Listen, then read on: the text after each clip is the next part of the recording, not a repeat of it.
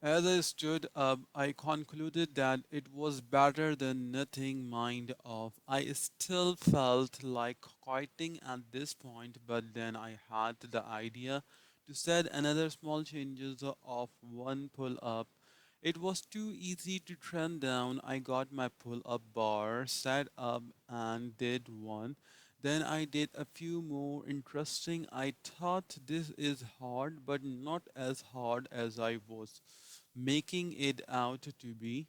My muscles were warming up. My motivation to do more had definitely increased, but it was so low to start with, and I was so out of shape that I still had plenty of internal resistance. I continued on with the same strategy, going as small as necessary to continue during one push up session in my workout. I had to set seven macro goals like so, okay, one more, one, two, okay, two more, now, one more.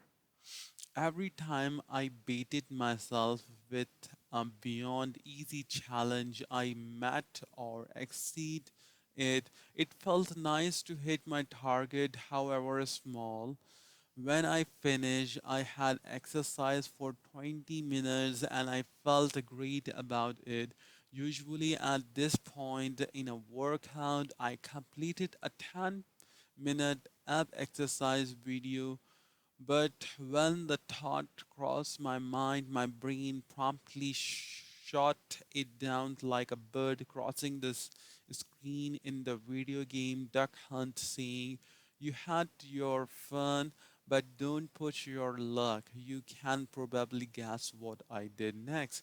I decided to set up my floor mat. Brain accepted that. Then I decided to find an app video. Brain accepted. Then I decided to press play. 10 minutes later, my apps were abless. It's important to note that these were individual decisions. At no point did I have the full weight of completing a 10-minute ab ripping program on my mind. If I had, I would have never done it. The day after I had to run one push up into the impossible seeming 30 minutes workout, I wrote the one push up challenge. It turned into one of my most popular posts to date. I still receive messages from people telling me how it's helped them to exercise consistently. As 2013 went on, I continued to require one push up per day from myself. Usually I did more than one, but one day I forgot until I was already in bed, so I flipped over into my stomach and did my one push up in bed. I laugh at the thought of meeting the daily requirement at the last second. It sounds meaningless, but it's actually felt amazing to succeed so easily and keep the strike alive. Later, I would see how important this was for my success. I noticed two things. First, just a few push ups a day does make a difference in how you feel. I felt stronger and my muscles were better conditioned. Second, I realized that exercise was becoming habitual. Even with such a wimpy challenge, I was doing something every day. Regular workout were becoming easier after this positive experience, which lasted. I wondered if a scientific explanation existed for why stupid small steps work better for me than large goals. Research showed that there are indeed answers, and you will see them prepared throughout this book. There's no single study that say mini habits are the answer. Instead, this philosophy of habit building rests on the shoulders of dozens of studies that have revealed the nature of willpower and the brain and what it takes to take consistent action. Starting in late June, I made the jump from home to gym.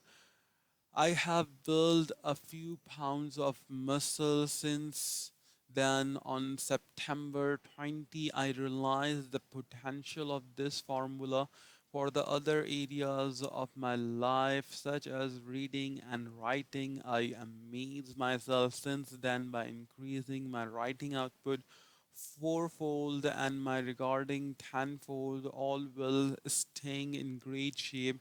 All of the thing I've been wanting are happening now. I've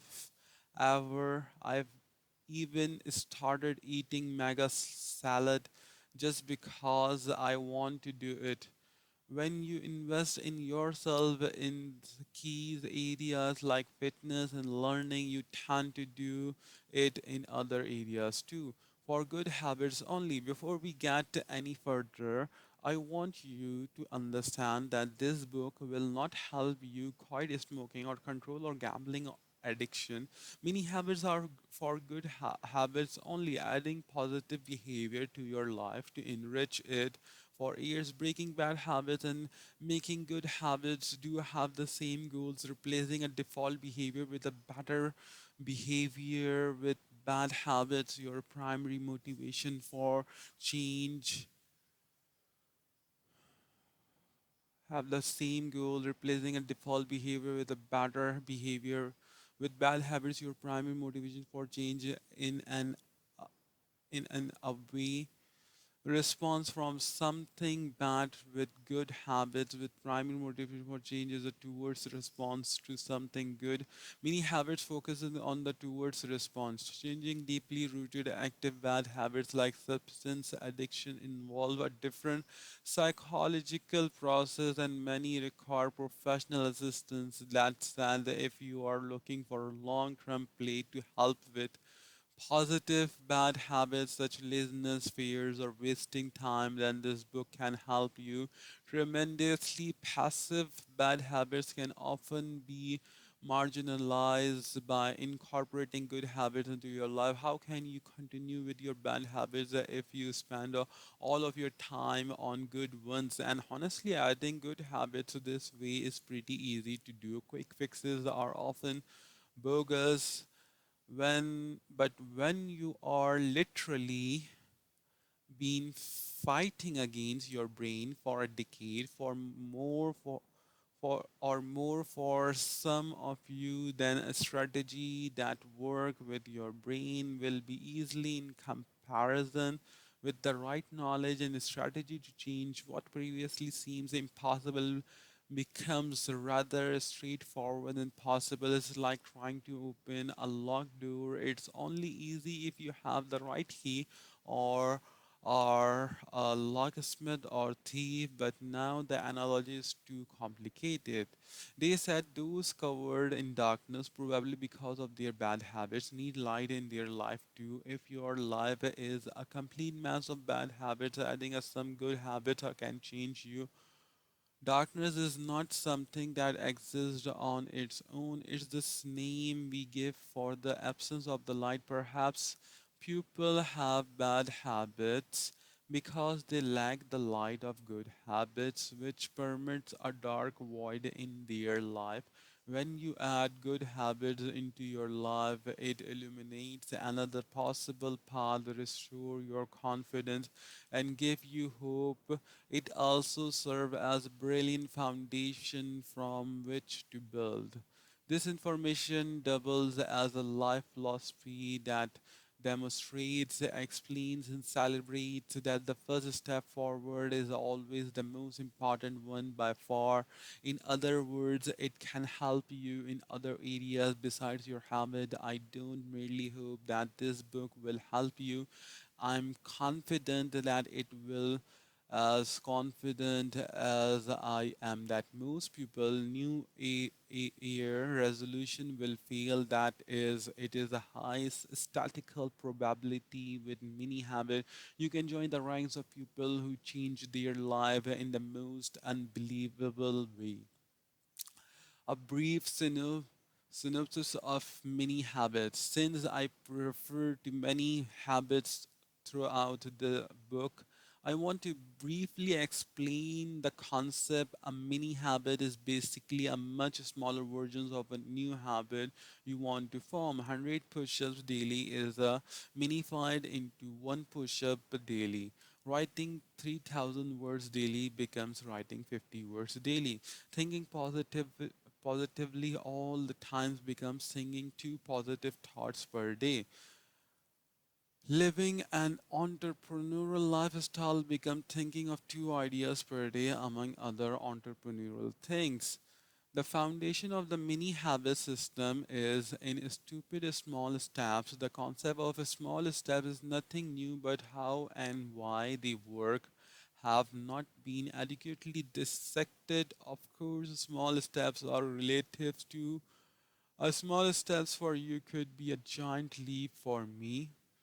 Saying stupid is small clarifies it because if a step sounds stupid relative to the most you can do, it's perfect. The power of a mini habit system in the application mindset build in positive feedback looping, naturally increasing self-efficacy, and of course leveraging small steps into habit. This will be explained, but it's also built in its small it's simple system with a complex smart backing. The way we act on these mini habits is by using a small amount of willpower to force ourselves to do them. It doesn't take a lot of willpower to do one push up or come up with a couple of ideas. The benefit from following the mini habit system is surprisingly big result. First, there's a great chance that you will do bonus reps after you meet your small requirement.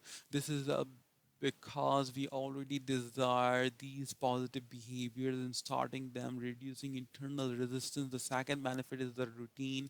If you don't exceed your small requirement, the behavior will begin to become a mini habit. From there do bonus reps or scales the habit up. Another benefit is constant success. A bank may be too big to fail, but many habits are too small to fail, and so they lack the common destructive feeling of guilt and inadequacy that comes with the goal's failure. This is one of the very few systems that practically guarantee success every day thanks to a potent encouragement spiral and always attainable target. Many habits have made me feel unstoppable. Period to starting many habit, I felt unstartable. To summarize, a mini habit is a very small positive behavior that you force yourself to do every day. Small steps work every time, and habits are built by consistency. So the two were meant to be together. He is still a better love story than Twilight about habits and the brain. Why not just use small steps in daily life? Well, you absolutely should. But habits are the frameworks of your life, so to ignore them in a pretty big mistake. When I discovered the power of small steps from the one push up challenge, I felt like a superhero who had just discovered his superpower and wondered, how can I use this for the greatest good? Habits were the answer. This book focuses on using small steps for habit because there is nothing more important than your habits. A Duke University study concluded that about 45% of our behavior is from habit. They are even more important than this 45% stake suggests because habits are frequently repeated behavior, often daily, and these repetitions add up to big benefits or big damage in the long run. The habits of writing 1,000 words per day would result in 365,000 words writing a year. That's equal to 750,000 words novel. To it would be shy of Leo Tolstoy, fif- five like 80,000 words. Benohut, War and Peace. That guy had a lot to say. Consider these classic novels that weighed in about 50,000 words each. Douglas Adam, The Hitchhiker Guide to the Galaxy, 46,000 words. Stephen King, The Red Badge of Courage, 50,000 words. F. Scott Fitzgerald, The Great Gypsy, 50,000 words. Now, you may not write a novel of such world renown on the first try or the first 100, but if you write seven per year, you will have quite a few attempts to perfect your craft, right? More potentially life challenging habits, the habit of exercising 20 minutes a day is enough to change your psyche. The habit of eating healthier food may add years to your life and give you more vitality throughout. The habit of rising 1 hour earlier each morning to read would give you 365 extra hours more per year at the average reading speed of 300 words per minute. This extra time would allow you to read 65 lakh 70,000 words or 131 more, 50 words, 50,000 words books per year. That's a lot of books and a sure way to increase your knowledge. There are also less concrete examples, such as thinking positively and being grateful that can have a dramatic impact on your life. With many habits, this store of life perks is now open for business. Choose your favorite habits and add them to your cart. For more mini habit ideas, visit minihabits.com. But wait, come back here. You got to finish the book before you get too carried away. There's important information ahead that will help you to succeed. Merriam-Webster dictionary defines a habit as a usual way of behaving, something that a person does often in a regular and repeated way. Since I tend to think in terms of resistance and willpower, I say it's a behavior that easier to do than not to do. Habits are not directly accessible. You can't immediately create or remove one right now. They are molded over time by repeating. What do habits look like in the brain? Neural pathway are communication channel in the brain, and these pathways are what habits look like in the physical world. Here how it works: once a habit assigned neural pathway is triggered by a thought or external cue, an electrical charge fires along the pathway in your brain and you will have an urge or thought to engage in the habitual behavior. For example, if you take a shower immediately after waking up every day, you will have a neural pathway associated with that behavior. You will wake up, the shower neurons will fire, and you'll walk to the shower like a zombie, no thinking required. This is the magic and the curse of having habit, depending on if they are good or bad. As a habit becomes more ingrained, the associated neural path will literally get thicker and stronger. Yikes. Knowing this information simplifies and clarify our goals. We want to create and strengthen a specific neural pathway with repetition. It sounds easy when put this way, but we'll have to overcome innate human limitation to do it.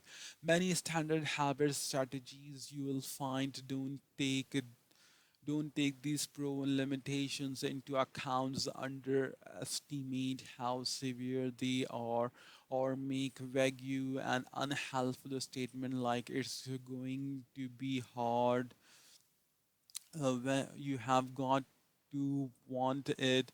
Without a solid plan to handle these limitations, you suffer from burnout or inconsistency and give up early. Even if you go in fired up, can you tell I'm a bit anti motivational? That's because it failed me for 10 years, but you will get that to that later. Habits are a matter of life and stress. While you are discussing the importance of habit, consider stress. Today, world run at a faster pace than ever before, and we all seems to be more stressed out. As a result, life is imperfect and impossible to navigate it without some stress. The question that most people never think to ask is, how does stress impact our my habit? Stress has been shown to increase habitual behavior for better or worse. Two experiments at UCLA and one at Duke University found that stress increased pupil gravitation towards habitual behavior. Based on her study in the Journal of Personality and Social Psychology, Professor Wendy would argue people can't make the decision easily when stressed, are low in willpower, or feeling overwhelmed. When you are too tired to make a decision, you tend to just repeat what you usually do. This holds true for both the good and bad habit and is a crucial insight for their importance in our life. Just imagine for a second now what can happen if your bad habit stress you out.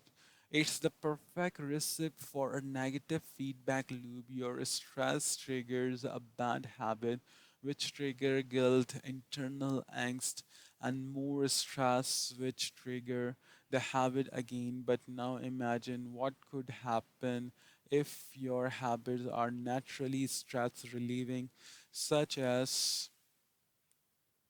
exercise. In this case, your stress will suffer. You do the gym, and exercise will help you to relieve tension. The difference in impact on your life, it's mind blowing, as once put you in a positive position to succeed despite life harsh occurrences, while the other constantly threaten to drop you into the negative spiral. Being a football fan, I think of the big swing in games where one team is about to score a touchdown from the 1 yard line, but the quarterback thrown an interception that the other team returned for a touchdown. That's not just 7 points for the other team, it takes away the probable 7 points his team was going to gain.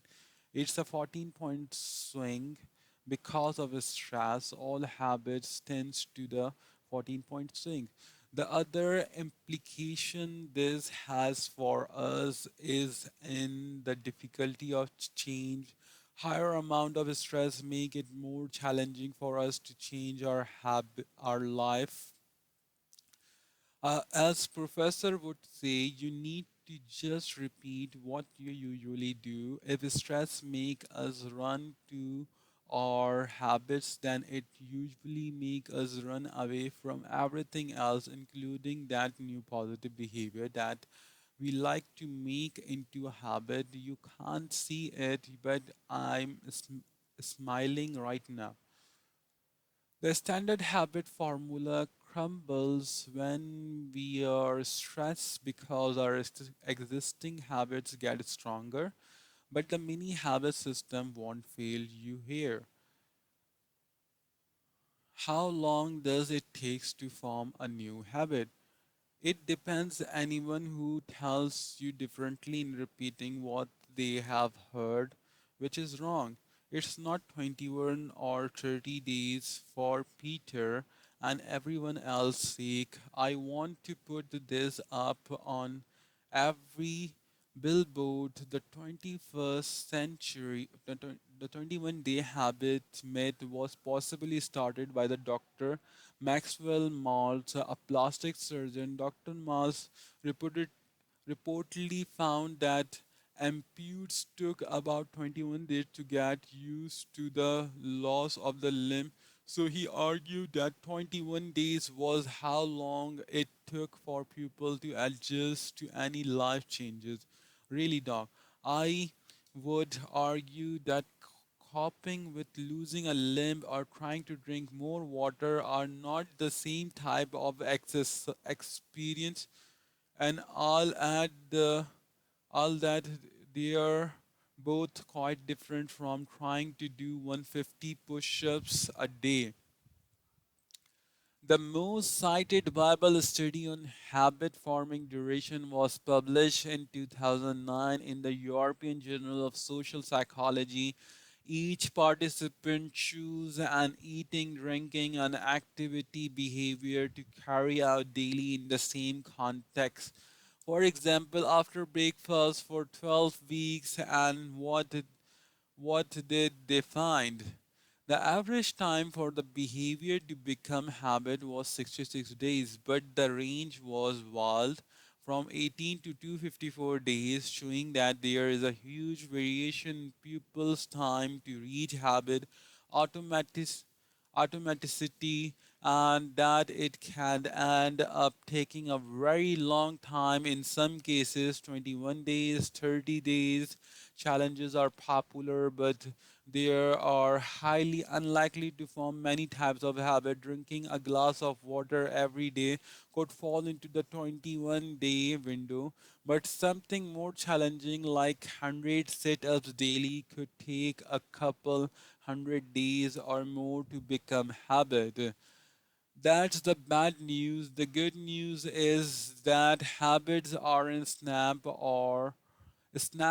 If you do 100 sit-ups for 60 days, day 61 will be much easier for you than day 1 was. Even if it isn't completely automatic yet, building a habit is like riding a bike up a steep incline that levels out peaks and goes down to with all the forces your legs can muster. It gets progressively easier after that, but you must keep paddling until you reach the top of the hill. You will go backward and lose your progress. In my experience, the first sign of habit formation is decreased resistance, which make perfect sense. Our mind communicates internally by sending electrical impulses through these neural pathway, and we know that electricity always takes the path of least resistance. Like these concepts, our brain prefers to perform habits because they have existing pathway and news reward, but new behavior are unproven, risky, and have no neural pathway. So when you don't have a solid pathway for this behavior yet, you have to manually override the typical behavior as you do it more. The baby neural pathway will start to grow, and over time it will compete with the previous behavior. As for the process, it doesn't matter how long a habit takes you to form, because the goal is to do it forever anyway. Why would you want to exercise for 6 months and quit when you reach your goal? Wouldn't it be disheartening to regress after that point? What really matters is recognizing the sign of a behavior becoming a habit, after which you can switch your focus to something else and still maintain the behavior. One more interesting note from the 2009 study: researchers concluded that missing a day did not derail a habit. Psychologically speaking, one day didn't make or break the process, but psychologically missing a day can be a problem if you let it. It's better not to miss a day, but keep this fact in mind. If you do, it might stop you from getting discouraged and losing your progress. How your brain works. I am a brain, Watson. The rest of me is a mere appendix. Arthur Conan Doyle, Sherlock Holmes, The Adventure of the Mazarin Stone. In this chapter, I've taken the liberty of slicing the brain up into two different entities: the subconscious brain and the conscious brain. The brain is far more complex than that, with many parts, but for our purpose, this is sufficient. Let this next point seep into the deepest depth of your mind and lodge there permanently. Never forget this. Repeating is the language of the subconscious brain. Hint, if you repeat it, you won't forget it. And there's the first and the last brain joke. The goal in creating habit is to change your brain with repetition, but the brain will resist changes unless they reward it handsomely. So, really, the two keys to habit change, as far as the brain is concerned, are repetition and reward. It will be more willing to repeat something when there is a reward.